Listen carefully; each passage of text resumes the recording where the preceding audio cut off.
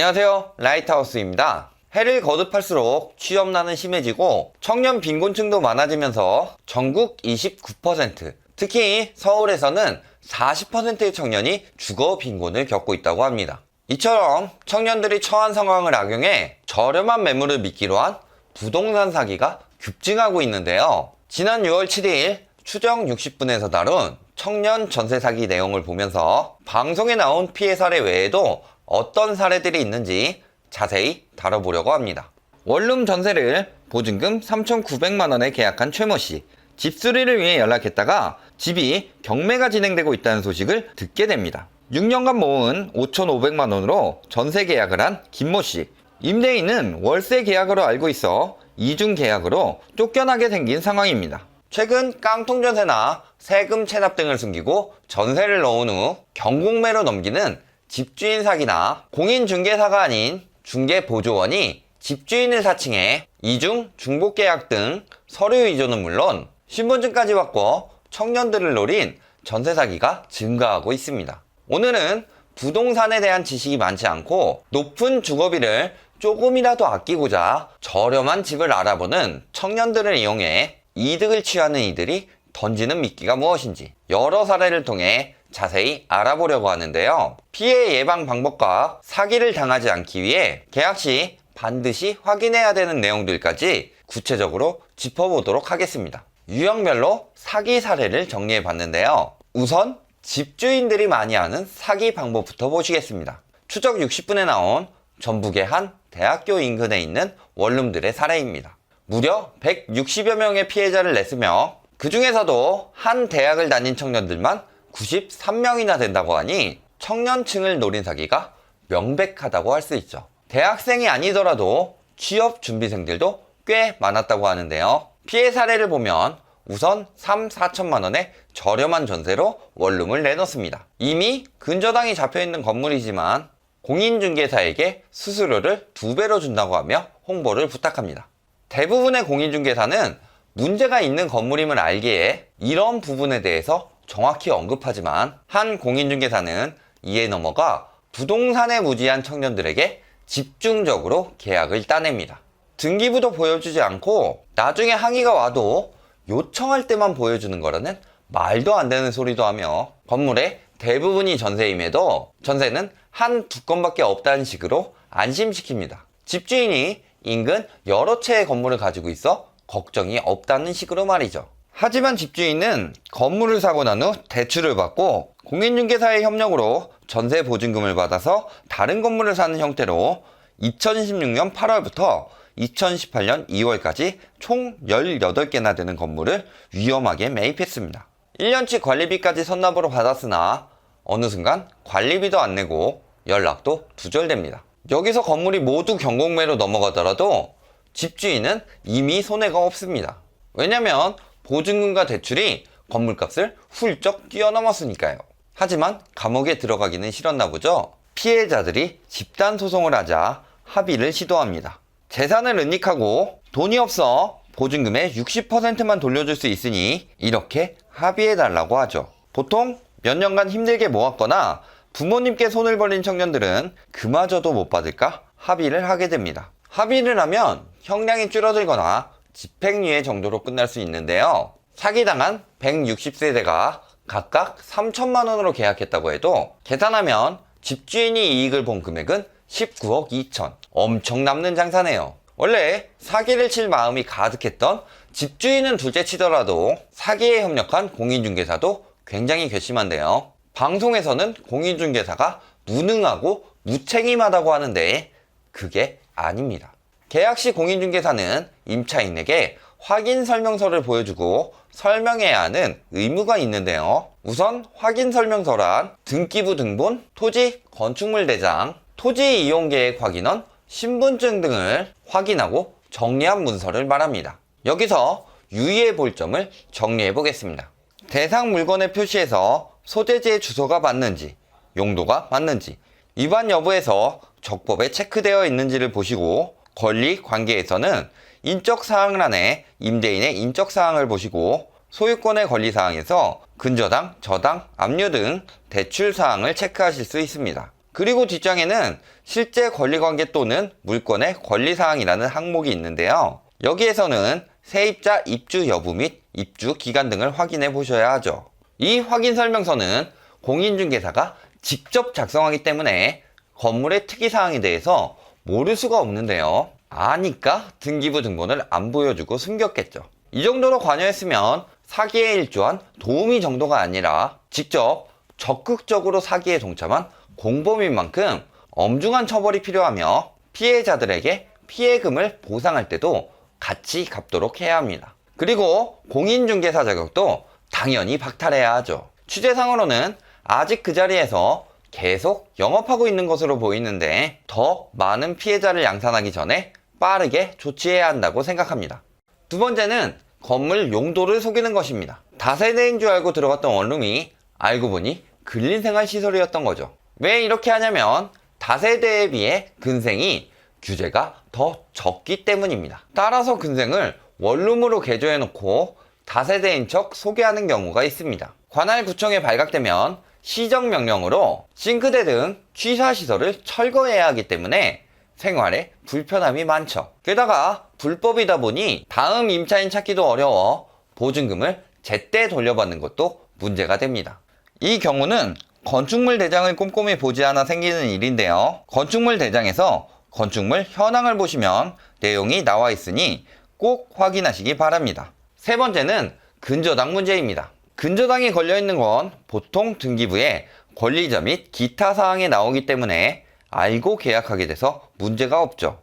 하지만 등기부에도 분명 근저당이 없었는데 내 임차인 권리보다 선순위인 근저당이 갑자기 생긴다면 믿을 수 있을까요? 바로 전입신고 당일날 근저당을 설정하면 발생하는 일인데요. 전입신고와 근저당을 같은 날 신청했고 전입신고를 더 빨리 하더라도 근저당은 즉시 적용되고 전입신고는 이 길 0시부터 효력이 발생하기 때문에 근저당이 선순위가 됩니다. 이렇게 임대인은 근저당과 전세보증금을 합쳐서 집값 이상의 돈을 얻게 되고 그 이후 강제경매나 파산 신청을 하는 경우가 있어 조심하셔야 합니다. 막을 수 있는 방법은 계약서에 특약사항을 넣는 건데요. 잔금일 다음날까지 근저당권 및 기타 제한물권 설정을 하지 않고 이를 위반 시 즉시 계약은 무효가 되며 임대인은 임차인에게 위약금 얼마를 지불한다 등으로 특약을 반드시 넣어놓고 다음날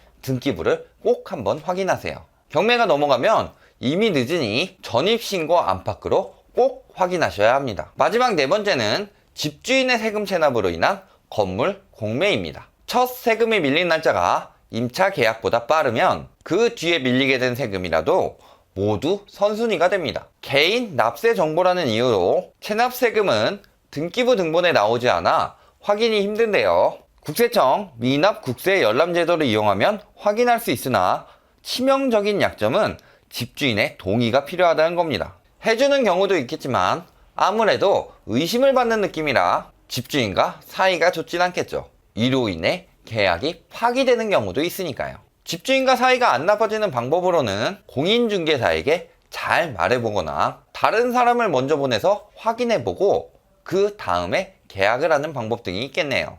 이제 중개사나 중개보조원들 그리고 사기 조직이 쓰는 방법을 보시겠습니다. 첫 번째는 이중계약서 사기인데요. 안산에 있는 두 개의 중개업소에서만 피해자가 123명, 피해 액수는 무려 65억 수준이나 나왔던 대형 사기 사건이죠. 방법은 임차인에게는 전세로 계약서를 쓰고 임대인에게는 월세로 계약서를 써서 그 차익만큼의 보증금을 중개원들이 챙겨간 경우입니다. 이 방법의 핵심은 집주인과 임차인을 절대 만나지 않도록 한 것인데요. 집주인이 멀리 있다고 우편으로 계약서를 작성한다고 하며 중간에서 다른 계약서를 만들어 각각 보여준 거죠. 그리고 집주인과의 통화도 계속 안 된다고 하며 전화 연결도 시켜주지 않습니다. 그럼에도 의심 없이 계약을 해서 문제가 생기게 된 거죠. 우선 우편 계약은 있을 수도 없는 일이며 계약 시 해당 부동산에 걸려있는 자격증에 있는 사진과 같은 얼굴의 공인중개사와 집주인이 나오는지를 꼭 확인해 봐야 합니다. 집주인이 못 온다고 하는 경우도 종종 있는데요. 그럴 경우 집주인의 인감도장 및 인감 증명서와 위임장의 도장이 일치한지 꼭 확인하셔야 합니다. 그리고 인감증명서는 대리인이 아닌 본인이 직접 뽑았는지 확인하시고 효력도 3개월만 지속되기 때문에 날짜를 보고 지금이 유효한지도 보셔야 하죠. 집주인과 통화를 해서 계약 내용이 확실한지도 다시 한번 확인하셔야 하고요. 두 번째는 중복 계약입니다. 한 개의 호실에 전세 및 월세 계약을 다량으로 한 후 그 보증금을 챙기는 방법이죠. 역시 집주인 몰래 하는 방법이기 때문에 꼭 등기부상 집주인과 만나서 확인해야 합니다. 우선 가격이 너무 저렴하게 나왔을 경우 의심해 봐야 하는데요. 이런 사기는 빠르게 여러 번을 계약해서 발각되기 전에 철수하려고 하기 때문에 보통 싸게 내놓기 때문이죠. 따라서 집주인에게 주민등록 전입세대 열람 신청을 요청해서 전입신고세대 및 세부 내용을 꼭 확인하셔야 하죠. 마지막 방법은 집주인 사칭입니다. 예전에는 등기부상 건물주의 신분증을 위조해서 위조 신분증으로 통장을 만들어 집주인인 척을 하고 보증금을 챙기는 형식으로 진행했는데요. 등기부 등본을 확인하고 집주인 통장인 곳조차 확인해서 돈을 붙여도 결국 당할 수밖에 없는 교묘한 방법이죠.